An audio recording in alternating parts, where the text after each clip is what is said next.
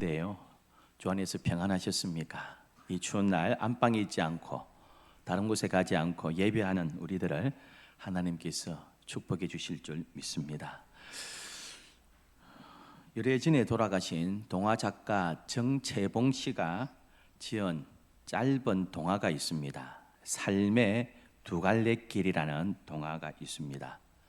쌀독에 사는 쌀바구미가 장가를 가고 싶어서 쌀독에서 나왔어요. 쌀바구미가 여기저기 돌아다니다가 창문 턱에 앉아있는 예쁜 나무 바구미를 보고 반했습니다. 그래서 작업을 걸었습니다. 너 어디 사니? 나는 저 대추나무에 산단다. 쌀바구미가 이야기하기를 너 참 내 마음에 드는데 나하고 결혼하지 않을래? 나무 바구미가 이렇게 물었습니다.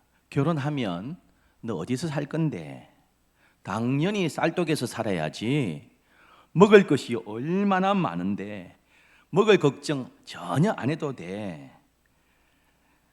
쌀바구미가 그런 이야기하니까 나무 바구미가 아니야. 네가 나무에서 살려면, 내가 사는 대추나무에서 살려면 결혼하고 싶은데 쌀떡에서 살려면 하기 싫어 했습니다. 쌀바구미가 거긴 추워서 어떻게 사니? 그리고 먹을 것도 별로 없잖아. 쌀떡에 오면 평생 먹을 것 있단다 했습니다. 나무 바구미가 이야기하기를 넌 먹기 위해 사니? 푸른 하늘을 보며 여행 다니는 기쁨이 얼마나 좋은데, 그리고 노동하면서 일하면서 얻는 그 기쁨이 얼마나 좋은데 넌 그것도 모르니? 하고 나무 바구미가 가버렸습니다. 쌀 바구미는 혼자 독백했습니다. 참 답답한 바구미. 뭐 힘들게 일해. 쌀떡에 살며 먹을 것이 넘치는데. 그리고 집 안으로 돌아왔습니다. 그리고는 옷장 속에 사는 좀하고 결혼했습니다. 그런데 그날 밤 집주인이 옷장에 약을 뿌려가지고 쌀 바구미의 심방이 영안실이 되어 버렸다는 내용입니다. 인생에 선택이 참 중요합니다. 룻기는 절망에 빠졌던 여인들이 올바른 선택하면서 인생 역전된 아름다운 스토리가 나오는 내용입니다. 엘리멜렉이라는 남편과 나옴이라는 부인이 유대 땅 베들레헴에 살았습니다. 이름이 얼마나 신앙적인지 몰라요. 엘리멜렉, 엘리, 나의 하나님, 멜레크, 왕, 나의 하나님은 왕이십니다. 나오미, 혹시 연세 드신 분들은 기억합니까? 과거에 흑인 아주 예쁜 모델이 있었습니다. 그 모델 이름도 나오미였습니다. 나오미란 뜻은 기쁨, 즐거움 이런 뜻입니다. 엘리멜렉, 하나님이 나의 왕이십니다. 나오미, 기쁨 이런 이름을 가진 부부가 살았는데요. 두 아들을 낳았습니다. 그런데 베들레헴 땅에 흉년이 들었습니다. 이 흉년 동안 힘든데 이 불경기 동안 모압 땅으로 잠시 이민 가자 했습니다. 모압은 완전한 이방도 아닙니다. 거슬러 올라가면 아브라함의 조카 롯의 후손입니다. 어쩌면 친척 같은 이방입니다. 잠시 피해 가자 하고 모압 땅으로 이사 갔고요. 그곳에서 두 며느리도 얻게 되었습니다. 잠시 한 번만 가자 한 그 인생이 10년 지났고요. 그 사이에 큰 고통이 있었습니다. 남편이 죽었고 두 아들도 무슨 연유인지 죽고 말고, 그리고 세 과부만 남았습니다. 남편 죽고 두 아들도 먼저 보낸 거 얼마나 가슴 아픕니까? 그것도 가슴 아픈 일인데 자기 인생에 이러한 어려움과 이러한 고통이 생긴 것은 하나님의 벌을 받았다고 생각하는 것이 더 가슴 아픕니다. 20절부터 이렇게 기록합니다. 나오미가 그들에게 이르되 나를 나오미라고 기쁨이라고 부르지 말라. 나를 마라라 부르라. 이는 전능자가 나를 심히 괴롭게 하셨음이니라. 내가 풍족하게 나갔더니 여호와께서 내게 비어 돌아오게 하셨느니라. 여호와께서 나를 징벌하셨고 전능자가 나를 괴롭게 하셨거늘. 나오미 기쁨의 인생 아니야. 마라, 괴롭다, 쓰다란 뜻 아닙니까? 내 인생이 단물 아니고 내 인생이 쓴물 되어서 고통의 인생 되어서 나를 나오미라 부르지 마. 나를 고통이라 불러라. 그렇게 이야기했습니다. 하나님께서 나를 벌 주셨다. 하나님께서 나를 치셨다. 이것이 또한 더 가슴 아픕니다. 근데 그런 인생이 얼마나 복된 인생으로 달라졌습니까? 사랑하는 성도 여러분, 이 절망적인 인생이 참 기쁨의 인생으로 달라지지 않습니까? 여러분, 절망이 소망으로 바뀌는 몇 가지 단계가 있습니다. 첫 번째 단계가 뭐냐? 모든 상황을 신앙적으로 해석하는 것입니다. 나에게 닥친 그 모든 문제, 자연적인 현상으로 보지 않고 하나님의 뜻이 계실 거야. 하나님께서 나에게 말씀하시는 것이 있을 거야. 영적인 관점으로 바라보는 그 순간부터 인생은 달라지게 됩니다. 1장 1절에 이렇게 기록합니다. 사사들이 치리하던 때에 그 땅에 흉년이 드니라. 이것이 세상 사람들이 가진 가치관입니다. 유대 땅에 살았지만 엘리멜렉과 나오미는 세상 사람과 별 차이 없었어요. 흉년 든 거지 뭐. 풍년 들 수도 있고 흉년 들 수도 있는 거지. 자연적인 현상이야. 잠시 피하자. 이렇게 생각했습니다.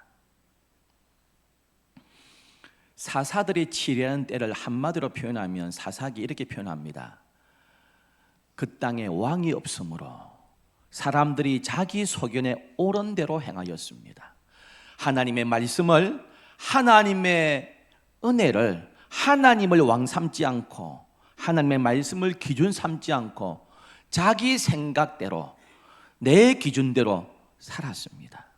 그래서 그 땅에 흉년 들었습니다. 하나님을 떠나고 말씀 떠나고 하고 싶은 대로 하다가 흉년 들었습니다. 그런데 세상 사람들은 나오미는 어떻게 평가했다고요? 흉년 들 수 있는 거지 뭐. 풍년 들 수 있는 거지 뭐. 세상 살다 보면 그럴 수도 있는 거지라고 했습니다. 그런데 10년간 아픔을 겪었어요. 10년간 눈물이 쏙 빠졌어요. 10년간 시련을 겪으면서요, 영안이 떠였습니다. 세상을 바라보는 관점이 달라졌어요. 6절은 이렇게 기록합니다. 그 여인이 모압 지방에서 여호와께서 자기 백성을 돌보시사 그들에게 양식을 주셨다 함을 듣고, 베들레헴 땅에, 유대 땅에 풍년 들었다 이렇게 평가 안 합니다. 완전히 가치관이 달라졌습니다. 풍년 든 것이 아니야. 흉년 든 것이 아니야. 하나님께서 자기 백성을 돌보신 것이야. 이제 상황을 성경적으로, 영적으로 해석하기 시작했습니다. 10년 전에는 뭐 하나님의 개입해, 뭐 풍년 든 거지, 흉년 든 거지, 뭐 그럴 수도 있는 거지 했는데 10년 세월 동안 고난을 겪고 어려움을 겪으면서 영적인 눈을 떴습니다. 나에게 닥치는 모든 문제를 성경적으로 해석하기 시작했습니다. 풍년이 아니야. 하나님이 자기 백성을 돌보신 것이야. 신앙적으로 상황을 해석하기 시작한 것입니다. 그래요, 하나님께서 우리에게 일터 주신 것입니다. 하나님께서 우리에게 직장 주신 것이고요, 하나님께서 나에게 건강 주신 것이고요, 하나님께서 나에게 은혜 주신 것입니다. 할렐루야. 여러분, 흉년 든 게 아니에요. 풍년 든 게 아니에요. 하나님께서 은혜 주신 것입니다. 하나님께서 매를 주신 것이에요. 그 땅에 흉년 들었을 때에 우리가 하나님의 말씀을 기준 삼지 않고 살아서, 여호와를 왕 삼고 삼지 않아서 하나님께서 매를 드신 것이야. 하나님께 돌아가자 했으면 베들레헴 땅 떠나지 않았을 것입니다. 근데 뭐 하나님이 뭐 벌 준 거야, 뭐 흉년 들 수도 있는 거지. 그랬던 이 사람이 아니야. 하나님께서 자기 백성을 돌보신 거지야. 풍년은 무슨 풍년? 하나님께서 우리에게 긍휼을 베푸신 것이야. 상황을 해석하는데요, 성경적으로 신앙적으로 해석할 때에 우리의 상황이 역전될 줄 믿습니다. 여러분 어떤 상황 가운데서도 하나님께서 나에게 원하시는 뜻이 무엇일까? 이 상황과 이 여건에서 나에게 말씀하시는 것이 무엇인가 생각한다면 어떤 어려움 가운데서도 회복되는 은혜가 있을 줄 믿습니다. 절망을 소망으로 바꾸는 두 번째 단계가 있는데요, 애통하고 있습니다. 세 여인 나오미와 며느리 둘, 세 여자가 애통하고 울고 있습니다.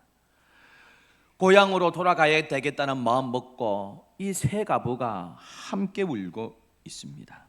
13절에 내 딸들아 그렇지 아니하니라.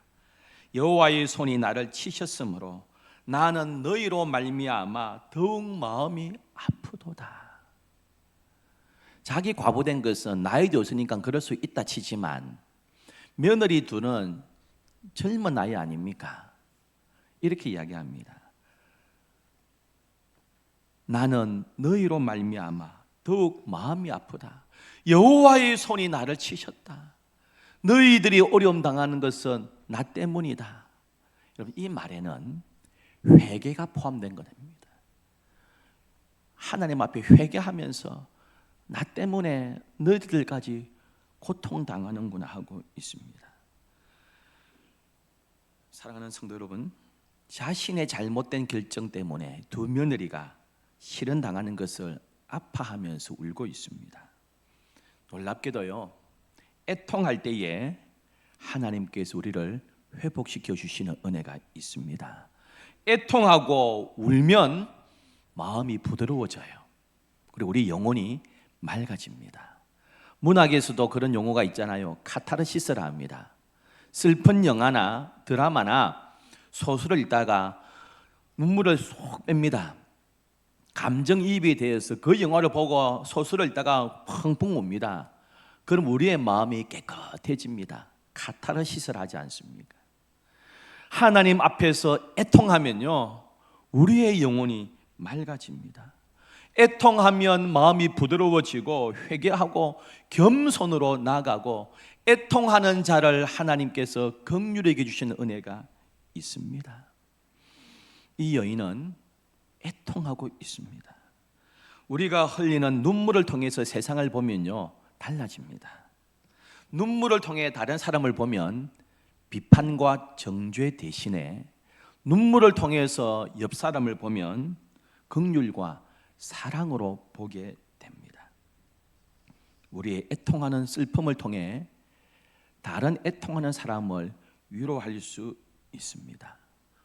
올 한 해 하나님 앞에서 애통하세요. 내가 주님 앞에서 운 적이 언제입니까? 우리의 눈물이 다 메말라 버리지는 않았습니까? 다시 하나님 앞에서 눈물을 찾고 애통하며 나아갈 때에 우리 자녀의 앞길, 우리 가정과 일터의 앞길 하나님께서 회복시키시고 역전시켜 주시는 은혜가 있을 줄 믿습니다. 여러분. 마지막으로요, 절망의 끝자락에서 소망으로 돌아가는 길은 좋은 선택하셔야 됩니다. 나오미와 두 며느리의 선택이 있습니다. 모압 땅에서 10년을 살았는데 선택합니다. 돌아가는 선택합니다. 6절에 이에 두 며느리와 함께 일어나 모압 지방에서 돌아오려 하여 돌아가는 선택합니다. 7절에도 유다 땅으로 돌아오려고 나오미는 다시 결심했습니다. 말씀으로 돌아가자. 약속의 땅에 돌아가겠다 선택했습니다. 그리고는 두 며느리에게 선택권을 줍니다. 나 따라가면 고생이다. 다른 나라 아니냐? 민족도 다르지 않느냐? 여기서 재혼하고 행복하게 살아라 합니다. 14절에 그들이 소리를 높여 다시 울더니 오르바는 그의 시어머니에게 입맞추되 룻은 그를 붙쫓았더라 합니다. 오르바는 알겠습니다. 가슴 아프지만은 시어머니하고 헤어지겠다 하고 자기 고향 땅에 모압에 남겠다고 했습니다. 룻은 시어머니를 붙쫓았다 했습니다. 그럼 붙쫓았다 이 히브리 말은 신앙적인 결단할 때 하나님을 붙들 때 쓰는 단어입니다. 즉 시어머니를 잘 모시겠다는 말도 있지만 궁극적으로는 하나님을 붙들겠습니다, 시어머니가 섬기는 여호와를 섬기겠습니다 하는 결단하고 있습니다. 결과적으로 오르바는 더 이상 성경에 안 나와요. 룻은 복음이 전거되는 곳마다 귀한 믿음의 여인으로 계속 우리 입에 오르락내리락 하지 않습니까? 나오미와 룻이 인생 역전할 수 있었던 것은 바른 선택했기 때문입니다. 15절에서 17절에 이렇게 말씀이 있습니다. 나오미가 또 이르되 보라, 내 동서는 그의 백성과 그의 신들에게로 돌아가나니 너도 너의 동서를 따라 돌아가라 하니 룻이 이르되 내게 어머니를 떠나며 어머니를 따르지 말고 돌아가라 강권하지 마옵소서. 어머니께서 가시는 곳에 나도 가고 어머니께서 머무시는 곳에서 나도 머물겠나이다. 어머니의 백성이 나의 백성이 되고 어머니의 하나님이 나의 하나님이 되시리니. 뭐라고 이야기합니까? 오르바는 단지 자기 고향에 남겠다는 말이 아닙니다. 자기 백성과 자기 신들에게 우상에게 돌아갔다는 것입니다. 룻은 단순히 인간적인 정을 따른 게 아니에요. 영적인 신앙적인 선택을 하고 있습니다. 어머니의 하나님이 나의 하나님이 될 겁니다. 가라 하지 마세요. 그리고 어머니를 붙잡았습니다. 여러분, 좋은 선택하셔야 돼요. 바른 선택하셔야 됩니다. 우리가 하루하루 살 동안 선택을 많이 하잖아요. 버스 탈 것이냐, 택시 탈 것이냐, 이거 살 것이냐, 저거 살 것이냐. 시장 가서도 마트에서도 작은 선택들을 많이 합니다. 우리 과거에 럭키 금성, 지금 LG죠, 선전할 때 뭐라고 했습니까? 순간의 선택이 10년을 좋아한다 이러면서 가전제품 팔았거든요. 그 한 선택이 우리 인생을 좌지우지합니다. 무엇을 가장 우선순위에 두고 살겠습니까? 어떤 부잣집에 화재가 발생했습니다. 이 부잣집 여주인이요, 막 화재를 피해서 뛰어나왔는데 다시 불기소를 아차하면서 뛰어갔습니다. 그런 반지, 귀걸이, 다이아몬드 등 보석함을 들고 막 나왔습니다. 와, 큰일 날 뻔했다. 이게 얼만데? 그리고 됐다 하는데 발을 동동 구르는 구경하는 사람들이 아줌마 저 창가 좀 보세요. 창가 좀. 보니까 자기 집 아이들이 지금 창가에서 못 나오고 있습니다. 뛰어들려고 했더니 이미 집은 무너지면서요, 그 아이들이 화재 더미로 사라져 버렸습니다. 선택을요, 이 여자는 금은 보화가 1순위였습니다. 아이들이 있는지도 몰랐습니다. 여러분, 우리가 인생 살아가면서 무엇을 1순위에 두고 선택하겠습니까? 믿음을 1순위에 두고 선택하는 자, 인생 역전을 나중에 하나님께서 이루실 줄 믿습니다. 우리의 삶은 일생이 아닙니다. 우리의 삶을 제가 별명을 붙이면 삼생입니다. 일생 아니고 삼생입니다. 자궁에서, 제가 그때 말씀드렸죠, 우리 조상들은 너무 이름을 잘 붙였어요. 자궁 아닙니까? 아기의 궁궐입니다. 아기의 궁궐에서 10개월 삽니다. 일생입니다. 거기에서 건강하게 태어나서 이생, 지금의 삶을 삽니다. 이생에서 믿음을 선택하느냐, 이생에서 불신앙을 선택하느냐에 따라서 제3생, 저 천국의 삶이 구분됩니다. 사랑하는 성도 여러분, 우리가 무엇을 선택하며 살겠습니까? 룻은 믿음을 선택했습니다. 나오미 다시 돌아가는 믿음을 선택했습니다. 그랬더니 그들의 인생이 다시 회복되었습니다.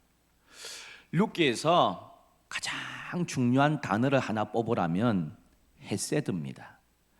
히브리어 헤세드는 은혜, 자비, 인애, 사랑, 여러 가지 단어로 포함되는 모든 걸 포괄하는 단어입니다. 헤세드. 제일 많이 번역하는 것이 은혜라고 할 수 있습니다. 룻은 하나님의 헤세드, 하나님의 은혜를 알았고요. 나오미도 흉년 들었다 하다가 아니야, 하나님께서 자기 백성을 돌보신 것이야, 하나님의 헤세드야, 하나님의 은혜야 하면서 다시 바른 선택하게 되었습니다. 룻이 어머니 따라서, 시어머니 따라서 베들레헴에 와서 얼마나 고생 많았겠습니까? 일일이 세세하게 기록을 안 해도요, 능히 짐작할 수 있습니다. 그럼 캄보디아의 아가씨가 우리 총각하고 결혼해가지고 이주를 해왔습니다.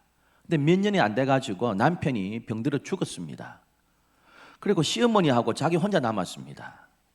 말도 잘 통하지 않는 이 캄보디아 며느리가 병들고 나이 많은 시어머니 복양하겠다고요, 노동 현장에 가서 자빌하고 식당 간데서 설거지하면서 돈 벌려고 애를 써보세요. 여러분, 의외로 우리나라가요, 인종차별이 많습니다. 여러분, 룻이 딱 그런 상황 아닙니까? 모압 여자가 가나안 땅에 왔습니다. 우리 12지파 이렇게 폐쇄적인 이스라엘 땅에서 그 시어머니 하나 모시고 사는 룻이 얼마나 멸시와 천대받았겠습니까? 그럼에도 불구하고 룻은 하나님의 은혜를 붙잡았습니다. 하나님의 헤세드를 붙잡고 나갔던 믿음의 여인이었습니다. 하나님의 은혜를 사모하며 믿음의 공동체 안에 들어오기를 사모했던 여인이었습니다. 하나님은 이러한 여인, 이러한 나오미에게 인생 역전에 놀라운 은혜 부어주셨습니다. 사랑하는 성도 여러분, 작년에 과거의 실수로 아픔을 겪고 낙심하고 있습니까? 과거에는 믿음에 결단하지 못하고 흉년 든 거야 하면서 간 적이 있습니까? 과거의 실수와 아픔 때문에 힘들은 적 있습니까? 다시 우리 삶의 모든 문제를 신앙의 관점으로, 성경의 관점으로 바라보시고, 그리고 주님 앞에 애통하며 믿음에 결단하고 돌아오는 주의 백성들을 올 한 해 기쁨으로, 감사로 채워주실 줄 믿습니다. 나오미가 어땠습니까? 룻이 어땠습니까? 그전보다 더 좋은 남편 새로 만났고요, 그의 후손에서 다윗이 태어나고 그의 후손에서 메시아 예수님이 태어나는 위대한 가문을 이루게 하나님께서 은혜 주셨습니다. 이 한 주간 절망의 끝자락에서 다시 소망으로 다가가는 저와 여러분 되시기를 주의 이름으로 축원합니다. 참 좋으신 하나님 아버지,